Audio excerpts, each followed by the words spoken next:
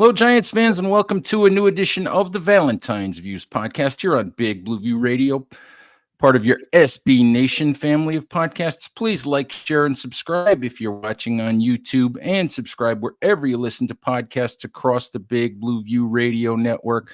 All right, a lot going on with the Giants these days. Everybody wants to know what happens next now that the Giants didn't tag Saquon Barkley or Xavier McKinney. And of course, with all of the ongoing chatter about what the Giants are going to do at quarterback going forward, and here to help me break all of that down is Ryan Dunleavy of the New York Post, the man with all the connections, all the sources, all the info, but the man who also never sleeps. How you doing, Ryan? I'll blame the lack of sleep partially on my two kids. So yeah, I don't sleep much. I probably look tired, but it's a fun time of year, Ed. It's a lot happening. Much more interesting to do this job in the first 2 weeks of March than the middle of June. So absolutely. I hear you there. And it's speculation season, it's information gathering season. We all want to know what's going to happen, with free agency, with the draft, all that stuff. But let's start with free agency. Let's start with yesterday having been the franchise tag deadline day. Giants didn't tag Saquon Barkley or Xavier McKinney, excuse me. And let's separate the two.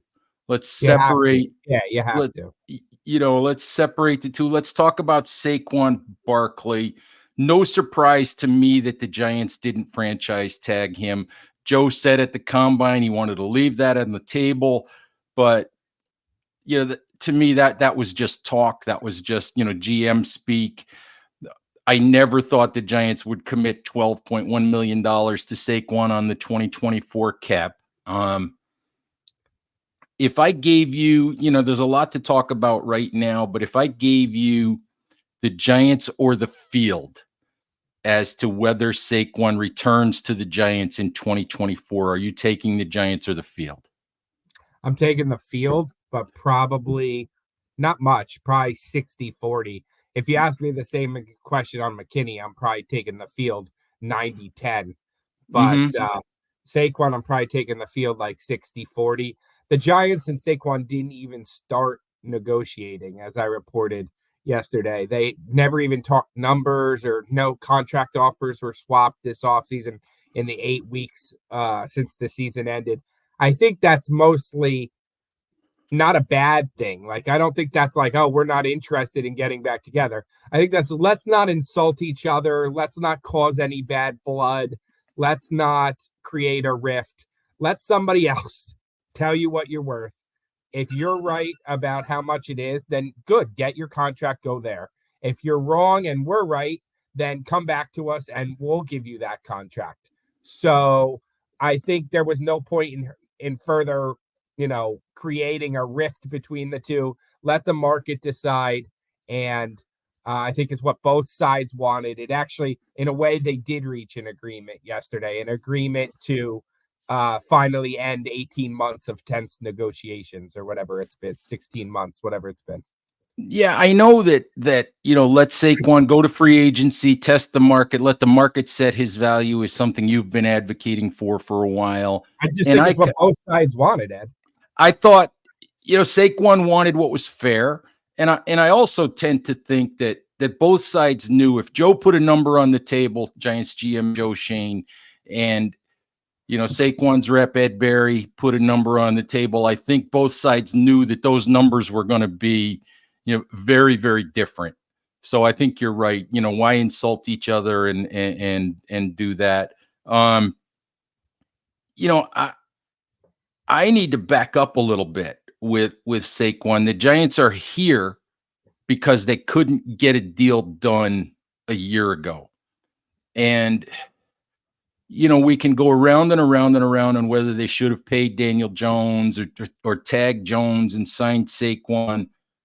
Whatever the circumstance, I remain very, very surprised that with the difference as small as it was, basically according to the reporting that you did. I remain really surprised that no matter which side gave, I'm just shocked that they didn't just bridge that gap and get it done. I think it would have been better for Saquon. I think he should have taken that deal because he'll be lucky to get that deal this year.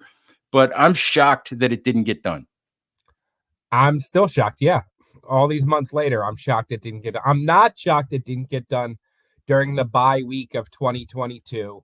I'm not shocked it really didn't get done before the tag last year. I'm shocked it didn't get done in July.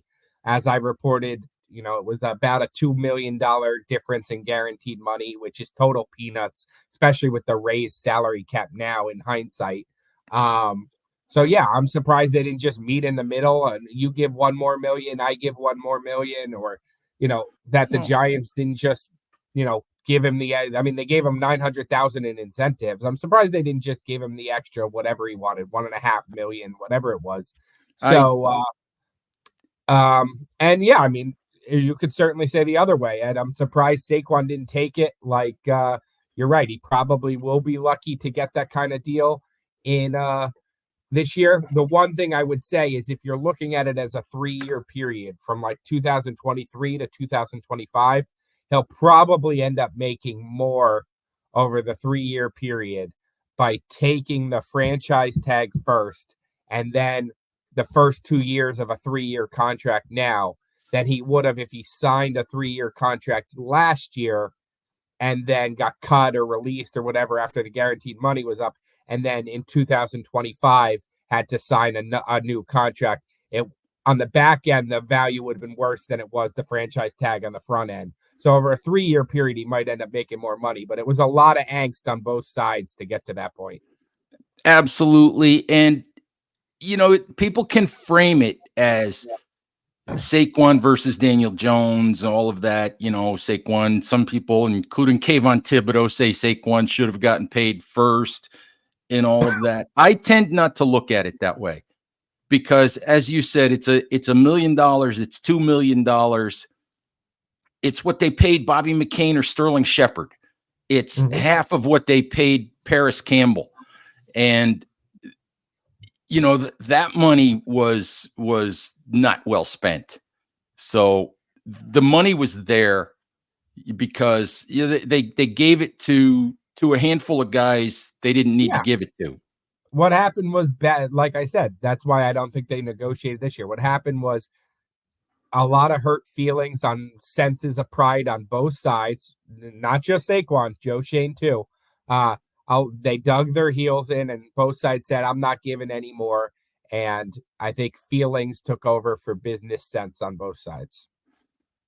Absolutely. And for me, the franchise tag that Barkley played on was 10.1 million. This year would be 12.1 million.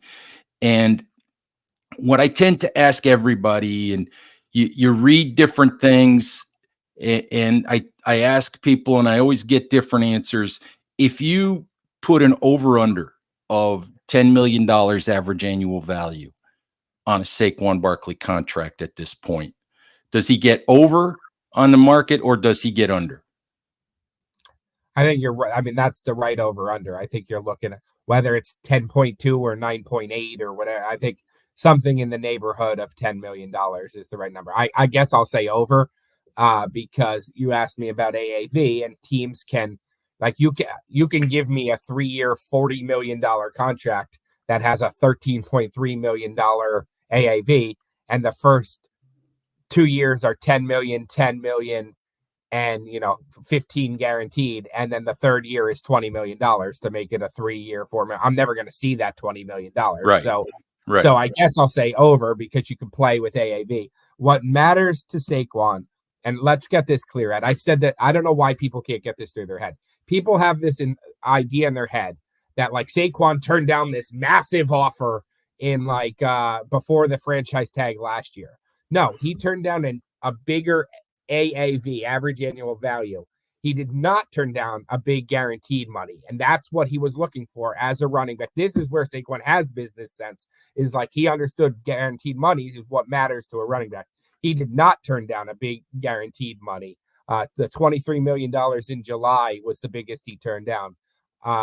So my point being that whatever you ask me, 10 million AAV, tell me what the guarantees are. Like, does he get 15 million guaranteed? If so, then add the 10 million franchise tag. Then he got 25 over 3 years. Then that's what he wanted all along, basically.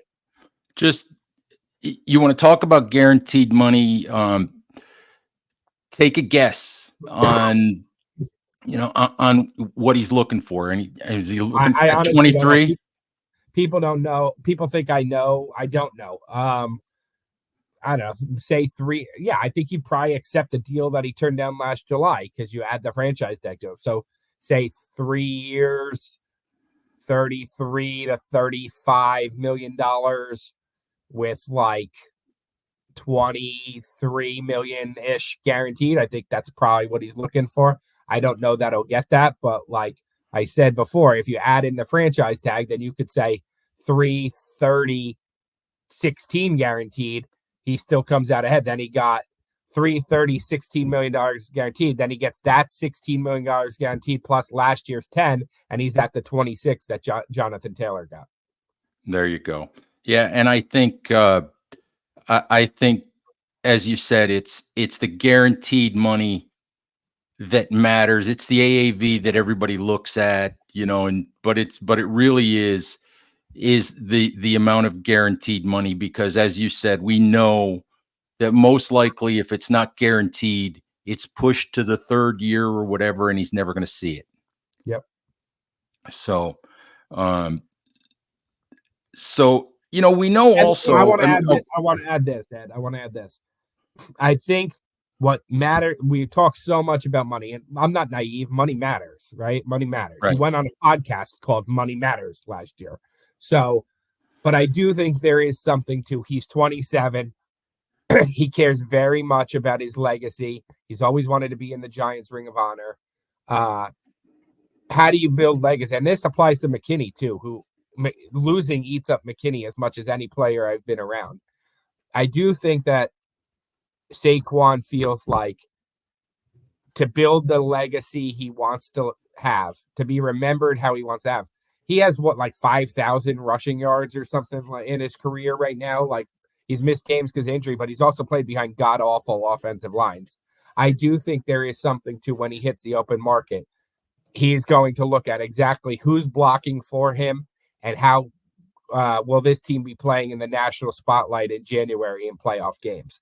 And if he can put up, I don't know, let's say 2 or 3 1,200, 1,300 yard seasons running behind the Cowboys offensive line and playing in the divisional round playoffs, people are going to remember him much differently than they do if he, finishes an 8-year career going to playoffs once for the Giants.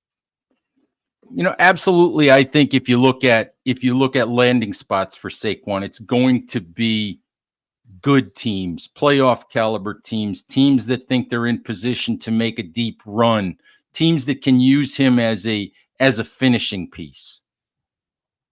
Yes, exactly. And for that's what the team is thinking, and he's thinking, block for me. I want to run through. I want to not get hit 2 yards behind the line of scrimmage, have to make it a 2-yard run, and then get knocked for my yards per carry. Ryan, let's talk a little bit now about Xavier McKinney, and I want you to speak to this. When the season ended, the last couple times I was in the locker room, you just from the vibe, from the body language, from what you felt from Xavier McKinney, I felt like there was zero chance that Xavier McKinney intended to come back to the Giants. I thought maybe when the Wink Martindale thing went down and Wink was replaced as defensive coordinator, I thought maybe the door opened, for McKinney to come back. But I think you're right when you put the percentages at 90-10. I think Xavier McKinney wants to get paid. He wants to go to the market. He wants to see what his value is. And I think I know Joe Shane well enough to feel like Joe's a very, I don't want to call him a cookie cutter GM, but he's a positional value GM. He's very much a guy who believes that certain positions are worth certain amounts of money. And as much as he wants McKinney, I don't think he wants to pay McKinney top 5 safety money. I would certainly agree with the Joe Schoen part. I mean, he has a number in mind for each position, and he really doesn't go above it. He's a hard line negotiator. So I don't think I've said this many times, most executives who don't believe in paying running backs don't believe in paying safeties. So that's kind of where it worked out. It's like, though, he didn't draft either of those players. So he probably wouldn't have drafted either of those 2 players. So I think that's kind of where you're at. I don't know if I agree with you on McKinney. I don't know that I feel like he didn't want to come back to the Giants. I kind of feel like he feels there's some unfinished business here. But I do think, much like Saquon, losing has eaten him up. He sees himself as a Hall of Fame player. Well, in 4 years with the Giants, he's made 0 Pro Bowls, so that's not a Hall of Fame resume. I do think he thinks that, hey, if I was playing for a 12-4 team the same way I'm playing now, people would look at me and put me in a Pro Bowl.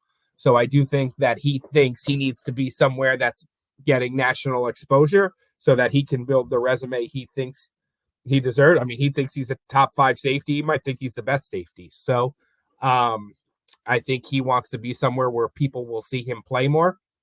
So I'm just surprised, truth. A week ago, my colleague Paul Schwartz wrote that the transition tag was a possibility. It was the first time anybody had suggested it because it's so rarely used. As soon as that happened, I was like, oh, that's what they have to do. That's what the transition tag is made for. The thought around the league was McKinney and the Giants had a really wide gulf. We just talked for a couple minutes about how small the gap between Saquon and the Giants was. Well, the gap between McKinney and the Giants, I think, was going to be quite large. So the transition tag is made for that. Like, let somebody else do our dirty work negotiation for us, and we'll decide if they match it. I'm very surprised that the Giants did not use that. It's exactly what it's made for. I'm very surprised they didn't use it. My colleague Paul Schwartz reported that it was kind of an act of good faith between the 2 sides because McKinney was concerned that it would lower his market because teams were going to be scared off from negotiating with him if they knew the Giants could match it. And then Jonathan Jones over at CBS Sports tweeted today that one of the things is if the Giants didn't match it on a transition tag and lost McKinney, then he wouldn't count into the comp pick formula. And they would potentially lose a comp pick if they lost him after transition tagging him versus now losing him. Now he'd count into the comp pick formula. It's interesting. I hadn't heard that, hadn't thought about that. I'll be surprised if that even matters because I expect the Giants will probably sign a couple of big ticket free agents of their own, and that'll cancel McKinney out anyway.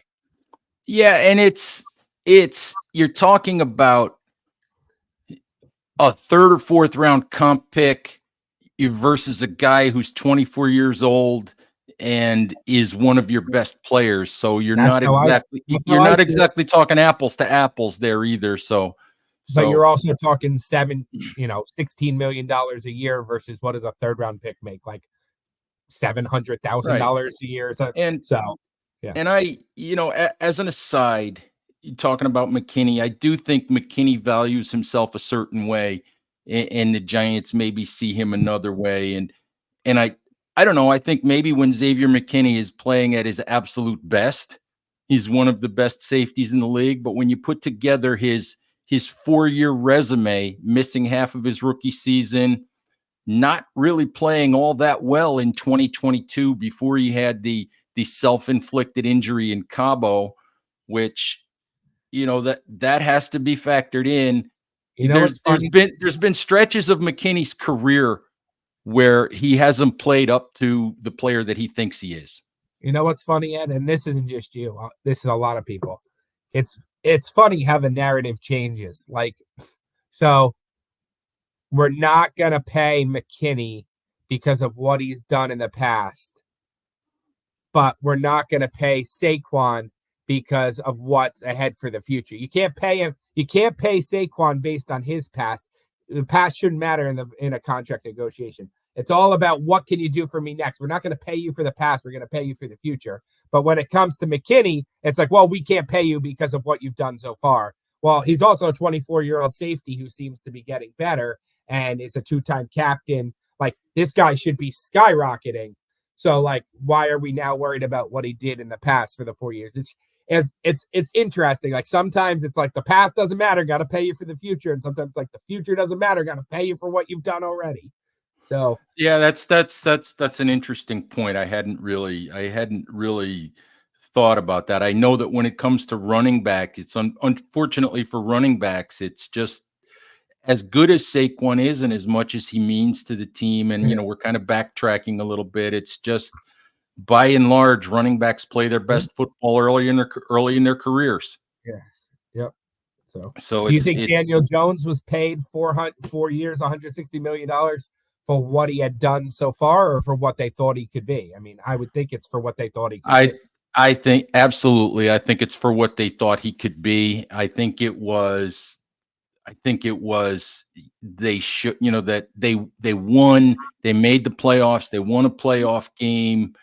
He did everything they asked him to do. And I don't know about you, but I did want to get into Jones here a little bit. And I just felt like I think they were in a position where they felt like, if this year had gone the way we thought it was going to go, and we were bad and we didn't make the playoffs, and Jones was the same guy that he was for the first 4 years of his career, we're going to move on. In fact, yep. I asked Joe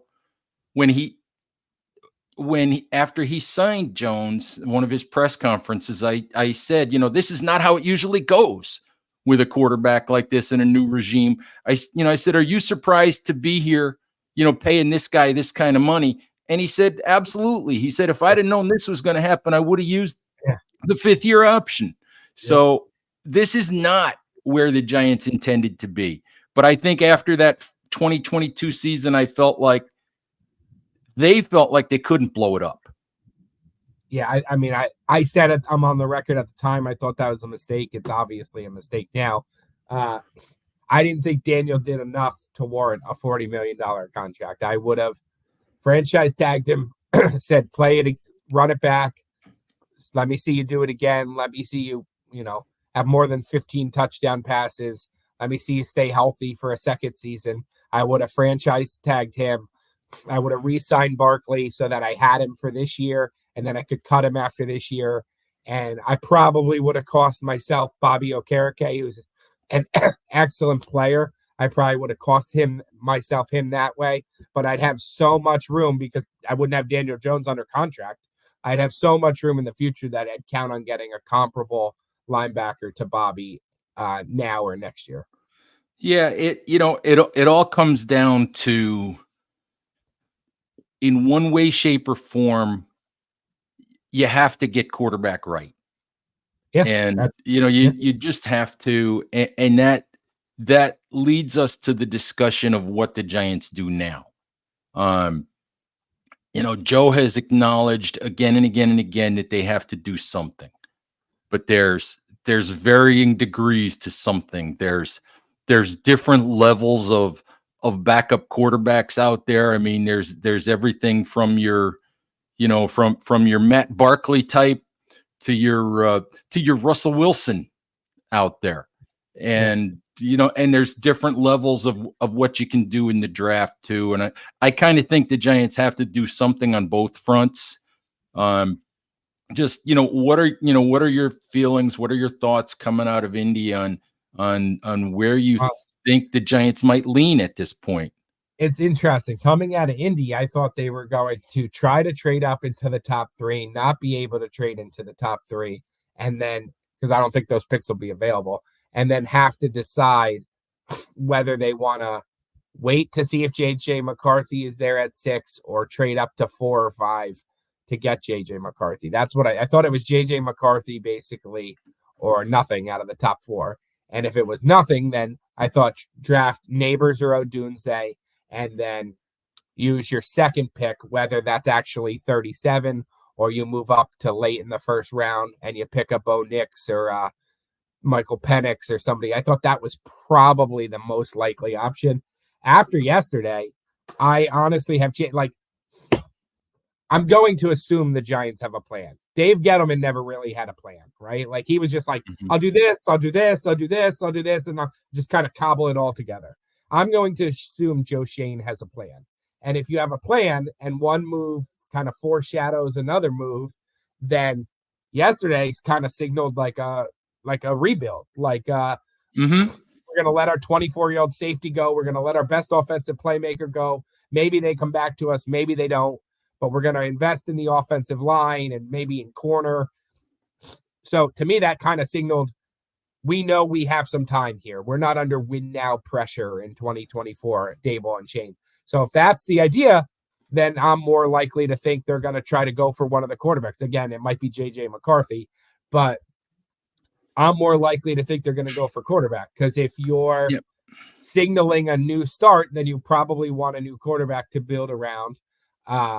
And if you are doing that, then you're okay with the idea that two of your top assets as a franchise, a first-round draft pick in the top 10 and a $40 million contract, one of those guys is on the bench while you're playing subpar players at like four other starting positions because you have a premium asset that's sitting on the bench that premium asset should be starting at right tackle or cornerback one or, wide receiver one or whatnot. You have Daniel Jones sitting on the bench when his contract should be for T. Higgins or whatever. So I think coming out of Indy, I thought it was between McCarthy and a receiver. I lean towards whether it's McCarthy or one of the other top guys. I lean towards going quarterback now, probably after yesterday's moves. It's interesting because you're right. If they're going to let those two guys walk, if then it does signal we're starting over. Maybe we're starting over a year later than we thought we would be starting over, but we're going to point this team in the right, in the direction we want it to go in with the people we want. And it's just interesting, because like I said, I thought winning in that first year kind of put the Giants in that situation where, what do we do now? And I think Joe's kind of admitted that maybe he didn't do things last year the way he would have had they not won. They did what the Giants always do. They get a little taste of success and they speed it up. Yeah. And that, that has come back to bite them. With that said, you talk about moving up for a quarterback. And, I'm not convinced that New England's going to move out of that spot at 3.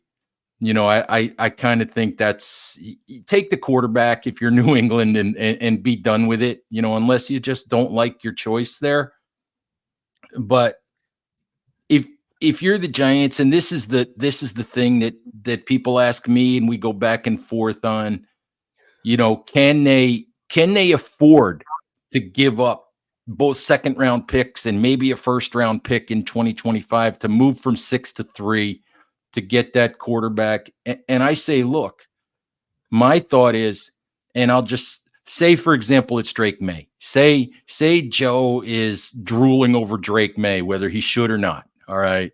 If he's drooling over Drake May and he's in rebuild mode, then you just get the guy. You just make the move and you get the guy and you don't worry about 2024. But I don't know how you feel about that. But the other part of that is, are these guys under pressure in 2024? I just don't. I mean, publicly from the outside they are, but I can't tell if they are from the inside. I got to think they're not if they made the moves they made yesterday. That's why I think yesterday was so significant. I got to think they're not. Like, if I was under win now pressure, I'm not letting my best players walk out the door. So, no, I got to think they're not. And yeah, then to your point, like I thought in Indy that like giving up 3 second-round picks was crazy because you're talking about a wide receiver 1, cornerback 1, and a right guard or whatever. Like those are 3 guys I wouldn't give up if I'm trying to win. But like if I'm not, if I'm trying to just find the right quarterback and build from there, then yeah, I would probably give that price up to as long as the quarterback I fell in love with was still there. It's like Brandon Bean said at the combine. Like, people criticized him for giving up too much to move up to get Josh Allen. And he was like, well, if Josh Allen's as good as I think he is, no one's going to care what I gave up. Well, And, Heinz, well, 6 years later, no one cares. And he's like, if Josh Allen's not as good as I think he is, I'm going to get fired anyway. So it's somebody else's problem. Right. And that's where Joe Shane and Brian Daboll are. It's their legacy. It's their future. It's their build. If one of those guys is their guy and they can get him, you go get him. And I looked up, everybody, all Giants fans remember the Eli Manning trade. The year after, the Giants gave up 3 picks, plus Phillip Rivers in that trade. The year after they traded for Manning in 2005, they had 4 draft picks.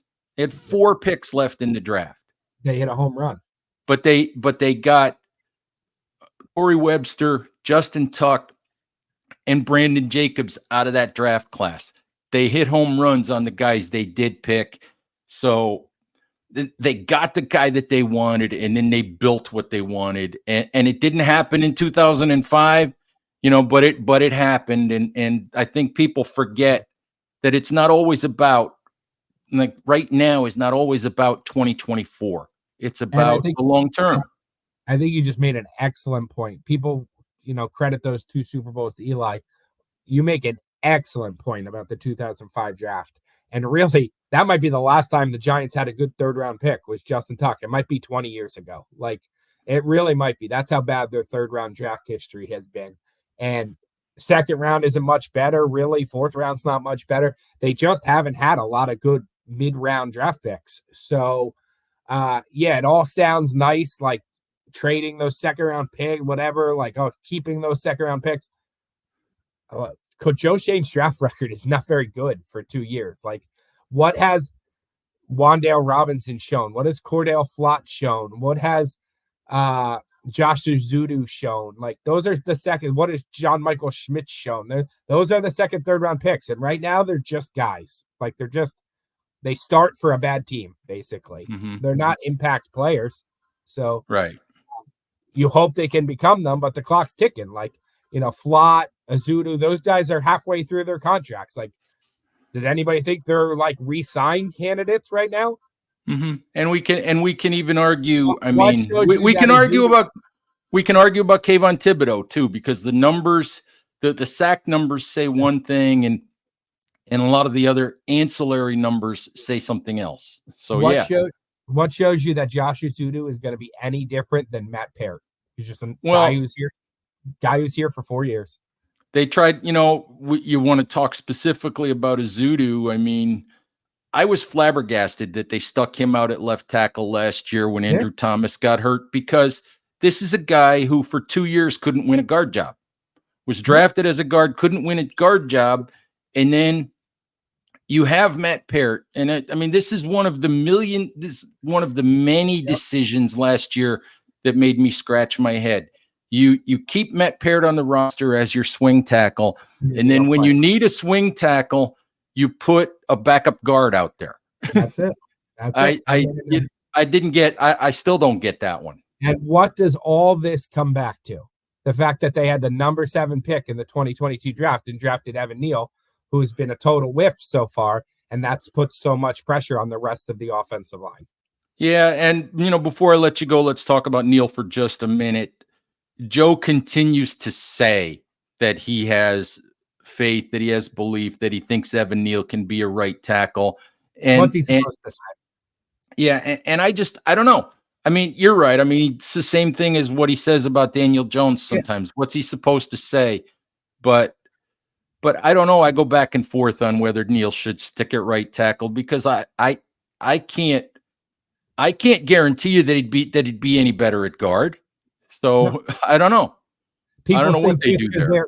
People think just because Eric Flowers was a serviceable guard means Evan Neal's going to be a serviceable guard. They're 2 totally different guys, right? I mean, like, that doesn't mean anything. Like, right.